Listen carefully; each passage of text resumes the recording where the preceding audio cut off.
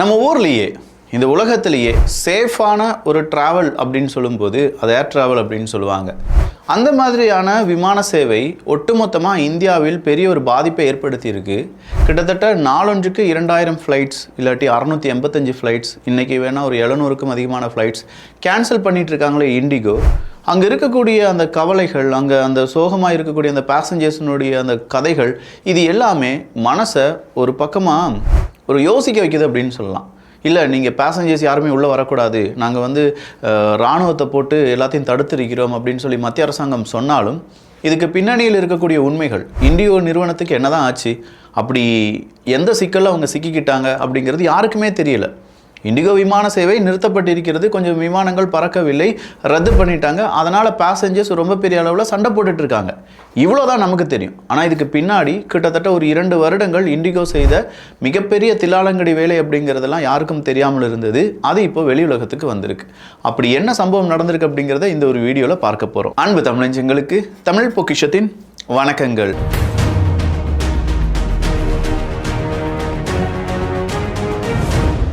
First, இந்த டாப்பிக்கில் போகிறதுக்கு முன்னாடி விமான சேவை அப்படிங்கிறத யார் யார் ரொம்ப பெரிய அளவில் பயன்படுத்துவாங்க அப்படின்னு சொல்லி பார்க்கலாம். 80% மேலே பணக்காரர்கள் அப்படிங்கிறவங்க அவங்களுடைய டைம் அப்படிங்கிறத அதிகமாக செலவழிக்காமல் ஒரு இடத்துலேருந்து இன்னொரு இடத்துக்கு போகிறதுக்காக இந்த விமான சேவை அப்படிங்கிறத பயன்படுத்துகிறாங்க. இன்னொன்று சேஃபஸ்ட்டு ஒரு ட்ராவல் அப்படின்னு சொல்லலாம். அதை விட அடுத்ததாக ரொம்ப இம்பார்ட்டண்ட் அப்படிங்கிறது, ரொம்ப எமர்ஜென்சி சிச்சுவேஷனுக்கு தவிர்க்க முடியாத இடத்தில் ஒரு இடத்துலேருந்து இன்னொரு இடத்துக்கு போகிறதுக்காக விமான சேவை அப்படிங்கிறத பயன்படுத்துவோம். இதெல்லாம் தாண்டி நாடு விட்டு நாடு போகிறதுக்கு விமான சேவை அப்படிங்கிறது இன்றியமையாத ஒரு வரப்பிரசாதம் அப்படின்னு சொல்லலாம். இந்த இடத்துல இண்டிகோ அப்படின்னு சொல்லும்போது நம்ம ஊரில் பெரிய நிறுவனங்கள்லேருந்து குட்டி நிறுவனங்கள் வர அங்கே இருக்கக்கூடிய எம்ப்ளாயீஸ் இல்லாட்டி யாராவது ஒரு இடத்துக்கு இன்னொரு இடத்துக்கு போகணுன்னா கண்டிப்பாக இண்டிகோ விமானத்தில் ஒரு முறையாவது பயணத்தை மேற்கொண்டிருப்பாங்க. இந்த ஏர் ட்ராவல் அதிகமாக செய்யக்கூடிய நபர்களை நான் சொல்கிறேன். அப்படிப்பட்ட இண்டிகோ விமானம் கொஞ்சம் நாட்களாகவே டிசம்பர் 2ஆம் தேதியிலிருந்து இன்றைக்கு வரையிலும் கிட்டத்தட்ட 2000 ஃப்ளைட்ஸ் இல்லாட்டி 100 ஃப்ளைட்ஸ் 500 ஃப்ளைட்ஸ் அப்படின்னு சொல்லி ஒவ்வொரு ஏர்போர்ட்டுக்குள்ளேயும் அவங்களுடைய ஃப்ளைட் அப்படிங்கிறத கேன்சல் பண்ணுறாங்க. டெல்லியாக இருக்கட்டும், சென்னையாக இருக்கட்டும், மும்பையாக இருக்கட்டும், இதற்கு விதிவிலக்கு அப்படிங்கிறதே கிடையாது. சென்னையிலேருந்து வரக்கூடிய விஷுவல்ஸ், டெல்லியிலேருந்து வரக்கூடிய விஷுவல்ஸ் எல்லாம் நம்ம எடுத்து பார்த்தோம்னா இண்டிகோவினுடைய அந்த விமான சேவைக்கான கஸ்டமர் கேர் இருப்பாங்க. அங்கே இன்ஃபர்மேஷன் அப்படிலாம் எழுதி வச்சுருப்பாங்கல்ல. அங்கே பயணிகள் கேட்குறாங்க, என்னுடைய விமானம் புறப்படுமா இல்லையா, என்னுடைய சீட்டு அங்கே கன்ஃபார்ம் ஆயிடுச்சா இல்லையா. அந்த பக்கமாக இருக்கிறவங்க பதில் சொல்கிறாங்க, இல்லை உங்களுடைய விமானம் புறப்படாது. ஏன் புறப்படாதுன்னா, இல்லை கேன்சல் ஆயிடுச்சு விமானம். ஏன் கேன்சல் ஆச்சு அப்படின்னு சொன்னால் இண்டிகோ விமானம் அவங்களுடைய சார்பாக எந்த விதமான இன்ஃபர்மேஷனும் கிடையாது. இல்லை சார், எங்களால் கொஞ்சம் முடியலை, சர்க்கம்ஸ்டான்சஸ் அப்படி ஆயிடுச்சு, டெக்னிக்கல் இஷ்யூ, கிளிச்சஸ் இப்படின்னு சொல்லி ஏகப்பட்ட காரணங்கள் சொல்லப்படுது. இந்த காரணங்களுக்கு மத்தியில் இதனால் பாதிப்படைஞ்சவங்க கொஞ்சம் யோசிச்சு பாருங்கள். அடுத்த நாள் இன்டர்வியூ, ஒரு நபரால் போக முடியல, அவருக்கு ஜாப் லாஸ் ஆயிடுச்சு. அவங்க அம்மாவுக்கு கேன்சர், அவங்க ஆப்ரேஷன் பண்ணியே ஆகணும். ஆப்ரேஷன் பண்ணுறதுக்காக இவருடைய கையெழுத்து வேணும், அதுக்காக வந்திருக்காரு, அவரால் போக முடியல.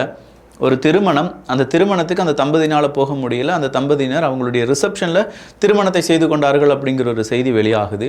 ஒரு இறப்பு, மரண செய்தி கேட்டு உடனடியாக விமானம் புக் பண்ணாங்க, ஆனால் அந்த மரணத்துக்கு அவங்களால போக முடியல அப்படிங்கிற இந்த சிச்சுவேஷன். இது எல்லாமே அந்த டிக்கெட் இழப்போடி சரியாயிருமான்னு கேட்டால் இல்லை. ஒரு விமானம் டிக்கெட் தானே, அடுத்த டிக்கெட் போட்டால் போகுது அப்படிங்கிற மாதிரி பஸ் டிக்கெட் 200 300 1000 அப்படின்னு சொல்லி போடுறது கிடையாது. 10,000 15,000 அப்படின்னு சொல்லி போட்டு எடுக்கக்கூடிய டிக்கெட். இந்த டிக்கெட்டுக்கு பின்னாடி அந்த ஏர்போர்ட்லேயே அவங்க அடுத்த ஃப்ளைட் வர காத்திருக்கிறதுக்காக சாப்பிடணும். ஏர்போர்ட்டுக்குள்ளே எவ்வளோ எக்ஸ்பென்சிவாக இருக்கும் அப்படிங்கிறது நம்ம எல்லாருக்குமே தெரியும். அதையும் தாண்டி 2 தினங்கள் 3 தினங்கள் அங்கே தங்கி தான் ஆக வேண்டும், அடுத்த ஃப்ளைட் அப்படி தான் இருக்குன்னு சொல்லி நிறைய ஃபாரினர்ஸ் அங்கேயே என்ன செஞ்சுட்டாங்க, ஸ்ட்ரக் ஆகிட்டாங்க.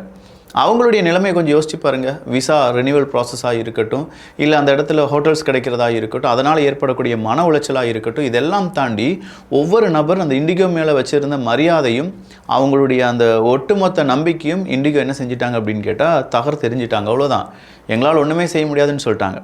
அப்போ இதுக்கெல்லாம் என்ன காரணம்? ஏதாவது சாஃப்ட்வேர் கிளிச்சா, வைரஸ் ஏதாவது ஏறிடுச்சா, இல்லை அவங்களுடைய டெக்னிக்கல் டீம் சரியாக வேலை பார்க்கலையா அப்படின்னு கேட்டால் எதுவுமே கிடையாது. இண்டிகோவினுடைய மேனேஜ்மெண்ட் சரியில்லை அப்படின்னு சொல்லி டிஜிசிஏ சொல்கிறாங்க. அந்த மேனேஜ்மெண்ட் அப்படிங்கிறது என்ன? பொதுவாக இந்த இண்டிகோ நிறுவனம் அப்படின்னு சொல்லி எடுத்துக்கிட்டோம்னா அவங்களுக்குள்ள ஒரு சிஇஓ இருப்பாருங்க, நிறைய மார்க்கெட்டிங் டைரக்டர்ஸ் இருப்பாங்க, எம்டிஸ் இருப்பாங்க, இல்லை நிறைய ஷேர் ஹோல்டர்ஸ் இருப்பாங்க. இவங்க ஒரு ஸ்ட்ரக்சராக இருக்கக்கூடிய இவங்க இண்டிகோ நிறுவனத்தை பற்றி பெருவாரியான மனிதர்களிடையே பேச்சுவார்த்தை அப்படிங்கலாம் நடந்துகிட்ருக்கோம், மீட்டிங்லாம் போடுவாங்கள்ல. அந்த மீட்டிங்கின் போது டிஜிசிஏ ஒரு அறிவிப்பை கொடுத்திருந்தார்கள். டிஜிசிஏனா வேறு யாருமே கிடையாது, directorate general of civil aviation அப்படிங்கிறவங்க தான். இவங்க தான் சட்டத்திட்டத்தை உருவாக்குவாங்க. இந்தியாவில் விமான சேவை எப்படி இருக்க வேண்டும், எப்படி இருக்கக்கூடாது, என்னென்ன மாதிரியான ரெஸ்ட்ரிக்ஷன்ஸ் இருக்குது, என்ன மாதிரியான இன்ஃபர்மேஷனை பேசஞ்சர்ஸுக்கு நீங்கள் பாஸ் பண்ணணும், இது எல்லாத்தையுமே சொல்லக்கூடிய ஒரு அத்தாரிட்டி தான் இந்த டிஜிசிஏ. இவங்க என்ன சொல்கிறாங்கன்னா, திடீர்னு விமான விபத்துகள் அப்படிங்கிறது பல இடங்களில் நடக்குது, பல நாடுகளில் நடக்குது, நம்ம ஊர்லேயும் நடைபெற வாய்ப்புகள் இருக்குது. ஆனால் அதை தடுப்பதற்கு நம்மளால் முடியும். விமானிகளுக்கு நாம் கொஞ்சம் சலுகைகள் கொடுக்க வேண்டும் அப்படின்னு சொல்லி சில சலுகைகளை யார் கொடுக்குறாங்க, இந்த டிஜிசிஏ கொடுக்குறாங்க. கொடுக்கறதோடு மட்டும் இல்லாமல் இதை விமான சேவை வழங்கக்கூடிய அத்தனை நிறுவனங்களும் கண்டிப்பாக 2 வருடத்திற்குள் என்ன செஞ்சாக வேண்டும், அக்செப்ட் பண்ணி தான் ஆகணும். அதுக்கான கடைசி டெட்லைன் நவம்பர் 1 அப்படின்னு சொல்கிறாங்க டிஜிசிஏ. இதில் பைலட்டுக்கு சம்பந்தமான முக்கியமான சட்ட திருத்தங்கள் உருவாக்கப்பட்டிருந்துச்சு அப்படின்னு சொல்லி பார்த்தோம். அதில் முதல் விஷயம், பைலட்டுகளின் கட்டாய வாராந்திர ஓய்வு அப்படிங்கிறது ஒரு வாரத்துக்கு 36 மணி நேரம் அவங்க ரெஸ்ட் எடுக்கலாம் அப்படிங்கிறது இருந்துச்சு. ஆனால் அதை தவிர்த்து இப்போது 48 மணி நேரமாக அது உயர்த்தப்பட்டிருக்கிறது. ஸோ பைலட் கூடுதல் நேரம் ரெஸ்ட் எடுக்க வேண்டும் அப்படிங்கிறதும், பைலட்டின் தனிப்பட்ட விடுப்பு பர்சனல் லீவ் அப்படின்னு சொல்லுவாங்கல்ல, 2 தினங்கள் பர்சனல் லீவ் நான் எடுத்துக்கிறேன்னு சொல்கிறது, இந்த ஒரு பைலட்டுகளின் கட்டாய வாராந்திர ஓய்வுன்னு சொன்ன பாருங்க, அதில் அதை நெகட்டிவ் மைனஸ் பண்ணிட முடியுமான்னு கேட்டால் இல்லை. ஸோ பர்சனல் லீவாக தான் கொடுக்கணும். 48 மணி நேரம் ஒரு வாரத்திற்கு கட்டாய ஓய்வு அப்படிங்கிறது இந்த பைலட்டுக்கு கொடுத்தே ஆக வேண்டும். இரவு நேரத்தில் தொடர்ந்து பறக்கும் வேலை நேரம் அதிகபட்சம் 10 மணி நேரமாக நிர்ணயிக்கப்பட்டிருக்கிறது. இரவு நேரத்தில் அதிகபட்சமாக 10 மணி நேரம் தான் முழிச்சிருந்து அந்த விமானத்தை ஓட்ட வேண்டும் அப்படிங்கிறத டிஜிசிஏ ஒரு அறிவிப்பாக கொடுக்குறாங்க, ஒரு சட்டமாக ஏற்றுகிறார்கள். ஒரு வாரத்தில் நள்ளிரவு முதல் அதிகாலை வரையிலான நேரத்தில் மிட்நைட் டு 6 AM அப்படிங்கிறது அவங்களுடைய கணக்கு. ஒரு பைலட் அதிகபட்சம் 2 முறை மட்டுமே தரையிறங்க அனுமதி, அதுக்கு மேலே தரையிறங்க அனுமதி கிடையாது. ஒவ்வொரு 3 மாதங்களுக்கும் பைலட்டுகளின் சோர்வு அறிக்கை அப்படின்னு ஒன்று, ஃபேட்டிக் ரிப்போர்ட்டுன்னு சொல்லுவாங்க. இந்த ஃபேட்டிக் ரிப்போர்ட் அப்படிங்கிறத டிஜிசிஏவிடம் சமர்ப்பிக்க வேண்டும். இந்த ஃபேட்டிக் ரிப்போர்ட்னா என்ன, ஒரே வேலையை தொடர்ச்சியாக செய்யும்போது ஒரு ஃபேட்டிக் வரும். இப்போ வார் சம்பந்தமான செய்தி, ரஷ்யா உக்ரைன், அதில் தொடர்ச்சியான அந்த செய்தியோ இல்லாட்டி தொடர்ந்தான அந்த யுத்தத்தையோ செய்து வரும்போது அங்கே ஒரு வார் ஃபேட்டிக் அப்படிங்கிறது உருவாகும். அதே மாதிரி தான் இந்த பைலட்ஸுக்கான இந்த ட்ராவல் ஃபேட்டிக் அப்படிங்கிறது உருவாகிறதுக்கான வாய்ப்புகள் இருக்குது. அப்படி அந்த ஃபேட்டிக் ரிப்போர்ட் அப்படிங்கிறது டிஜிசிஏவிடம் யார் சமர்ப்பிக்க வேண்டும், ஒவ்வொரு விமான சேவையை கொடுக்கக்கூடிய நிறுவனங்களும் சமர்ப்பிக்க வேண்டும். இண்டிகோனா 3 மாதத்துக்கு ஒரு தடவை அவங்களுடைய விமானிகளுடைய லிஸ்ட்டெல்லாம் எடுத்து அவங்க இப்படிலாம் ஓய்வு எடுத்தாங்க, அவங்க இப்படி அவங்களுடைய ஃபேட்டிக் ரிப்போர்ட் இப்படி இருக்குது, அதற்கான சில பாயிண்ட்ஸ்லாம் கொடுத்துருப்பாங்க. அதன் அடிப்படையில் ரிப்போர்ட்டை டிஜிசிஏக்கு கொடுக்கணும். இதெல்லாம் அமல்படுத்துறதுக்கு உடனடியாக அமல்படுத்துங்க அப்படின்னு சொல்லி டிஜிசிஏ சொல்லலை. கிட்டத்தட்ட ஒரு 2 வருடங்கள் இதற்கான ப்ராசஸ் அப்படிங்கிறதெல்லாம் நடந்துச்சு. 2 வருடங்களுக்கு பிறகு தான் டெட்லைன் அப்படிங்கிறத மீட் பண்ணுறாங்க. அந்த டெட்லைன் மீட் பண்ண கொஞ்சம் பிறகு இண்டிகோ நிறுவனத்துக்கு என்ன நடக்குது அப்படின்னு கேட்டால், விமானத்தை ஓட்டுறதுக்கு போதுமான விமானிகள் அப்படிங்கிறவங்க இல்லை, பைலட்ஸ் அப்படிங்கிறவங்க இல்லை. ஃப்ளைட் டியூட்டி டைம் லிமிடேஷன் அப்படின்னு சொல்லக்கூடிய FDTL அப்படின்னு சொல்லுவாங்க. ஸோ இதெல்லாம் லிமிட் பண்ணிட்டாங்களா. இந்த FDTL அப்படிங்கிறதுலாம் இவ்வளோ மணி நேரத்துக்கு தான் விமானி ஓட்டணும், 48 மணி நேரம் கட்டாய ஓய்வு கொடுக்கணும், பர்சனல் லீவ் இது கூட கிளப் ஆகக்கூடாது அப்படிலாம் சொல்லி இந்த சட்டத்திட்டங்களை இண்டிகோ மதிக்கவே இல்லை. மதிக்காமல் இருக்கிற பைலட்ஸை வச்சு எல்லாத்தையும் ஓட்டிடலாம் அப்படின்னு சொல்லி இவங்க என்ன செய்ய ஆரம்பிக்கிறாங்க, இருக்கிற விமானிகளை வச்சு ஓட்டுறாங்க. பட் ஏர் ஏஷியாவாக இருக்கட்டும், இல்லை ஆகாஷாவாக இருக்கட்டும், மும்பை சார்ந்து ரொம்ப சீப்பான ஒரு விமான சேவைன்னு வச்சுக்கோங்களேன், இவங்களாம் என்ன செய்கிறாங்கன்னா புது பைலட்ஸை ரிக்ரூட் பண்ணுறாங்க. அப்படி ரிக்ரூட் பண்ணி அவங்களுக்கு ட்ரைனிங் கொடுத்து அவங்களுடைய நிறுவனத்திடம் சேர்க்கிறார்கள். இண்டிகோவை பொறுத்த வரைக்கும் அப்படி ரிக்ரூட் பண்ணி அவங்களுடைய புதிய பைலட்ஸை உள்ளக்க சேர்க்காமல் இருக்கிற பைலட்ஸை வச்சு ஓட்டிடலாம் அப்படின்னு சொல்லி வரும்போது, இருக்கிற பைலட்ஸ் ரிப்போர்ட் கொடுக்கணும். எத்தனை மணி நேரம் பறந்துருக்கீங்க, நான் 48 மணி நேரம் ரெஸ்ட் எடுக்காமல் பறந்துருக்கேன் அப்படின்னு சொன்னால் அது ஒரு பிரச்சனை.